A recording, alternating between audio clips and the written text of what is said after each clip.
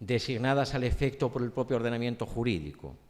Y en el momento que el derecho no es lo que ahí se dice, sino que el derecho es otra cosa que está en otra parte, el derecho vuelve a convertirse en algo que en tiempos arcaicos y en algunas otras culturas ya fue. Se convierte en algo oracular, se convierte en algo mistérico, misterioso. De modo que derecho deja de ser lo que como mensaje para todos, o al menos la intención comprensible, figura en ciertos textos o enunciados, y el derecho pasa a ser lo que desde su superior saber determinan los oráculos. Determina el oráculo. ¿Y quién es el oráculo? El oráculo son las Cortes Constitucionales, son las Cortes Supremas, son los tribunales supremos y los profesores de filosofía del derecho. Porque funciona a las mil maravillas aquello que, parafraseando lo de los Estados Unidos de mediados del siglo, se denominaba el complejo militar-industrial, está funcionando en la actualidad en el derecho el complejo académico-judicial. Los filósofos del derecho alientan el judicialismo que da más poder, que incrementa el poder de los jueces, y los jueces agradecen como buenamente pueden a los filósofos del derecho por ese generoso incremento de su poder. Y todo esto, y es lo que me estaba refiriendo en este punto y antes de este largo rodeo, y todo esto, ¿en qué contexto político? En el contexto político de una profunda aversión al Estado de Derecho y a la democracia. Porque las alternativas son muy pocas y están conocidas desde hace mucho tiempo. El derecho puede ser lo que digan los sabios o los virtuosos, o el derecho puede ser lo que decidamos entre todos. Y regímenes mixtos normalmente no han funcionado. Lo que decidamos entre todos está lleno de defectos porque los ciudadanos somos un desastre y estamos a merced de todos los vicios y de cualesquiera desfallecimientos. Pero es que la alternativa está en que reconozcamos a alguien una capacidad superior para gobernarnos, regirnos, llevarnos de la mano, etc. Concretando más, si resulta que por definición lo que el legislador democrático decida es derrotable, hay que ponderarlo caso por caso, si solo se va a aplicar cuando no contravenga los valores de la moral verdadera que forma parte sustantiva del auténtico derecho, etcétera, etcétera.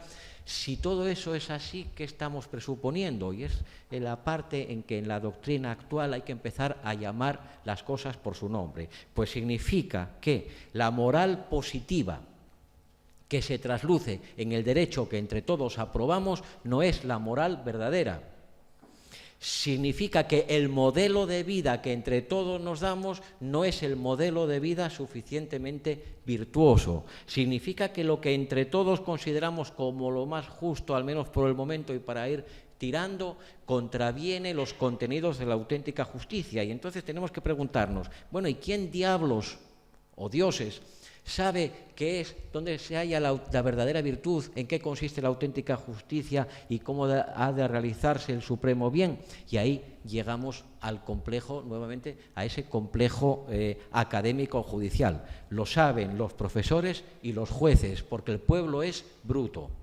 Y entonces, las normas que entre todos democráticamente nos damos solo rigen, y vamos a otra expresión de la doctrina dominante, solo rigen prima facie o en principio. Solo rigen mientras no nos moleste que rijan. Si nos parece mal, si nos desagrada, si no nos conviene, inapliquémosla. Pero no diciendo la inaplicamos para hacer la revolución, sino diciendo inaplicamos la norma democrática en nombre de la Constitución misma donde se contienen los fundamentos de la democracia. Y ahí llegamos y sí, de verdad que voy acabando, a otra de esas paradojas extremas del pensamiento jurídico actual, que es que en nombre de esta apoteosis nominal de los derechos, en nombre de tanto tanto proclamar derechos y a base de tanto decir que la salvaguardia de los derechos de cada ciudadano es el motivo central de las instituciones públicas y en particular de las judiciales, en nombre de eso lo que se está haciendo es dejar sin sustancia y sin sustento los derechos políticos. Ya no hay derechos políticos. Ya no hay derechos políticos porque ¿de qué me vale a mí, ciudadano, participar de los múltiples modos que la Constitución me permite en ese proceso político de construcción de la voluntad colectiva que se va a traducir en ley? ¿De qué me vale todo eso si eso está sometido al escrutinio permanente de quienes se supone que son más sabios, más doctos, más virtuosos y más justos que yo? Mis derechos políticos son derechos sometidos a vigilancia permanente. Mis derechos políticos son de los derechos que se le permiten a un menor que sí, al que sí se reconoce determinada autonomía, pero que está sometido a la tutela para que no se descarríe, para que no se equivoque, para que no haga lo que no le conviene.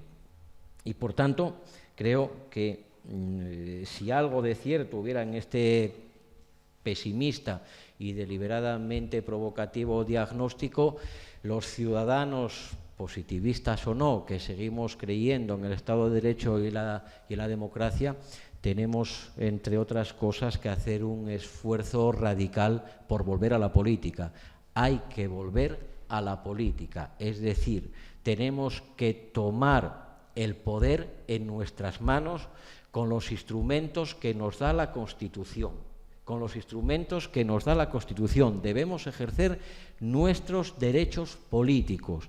Y si hace falta, para defender estos derechos políticos y para defender la Constitución, echar al río o lanzar al mar a unos cuantos profesores neoconstitucionalistas o a unos cuantos magistrados que se sienten herederos de algún viejo papa, hagámoslo sin miedo, porque eso sí es cumplir la Constitución, defenderla frente a sus enemigos. Muchas gracias.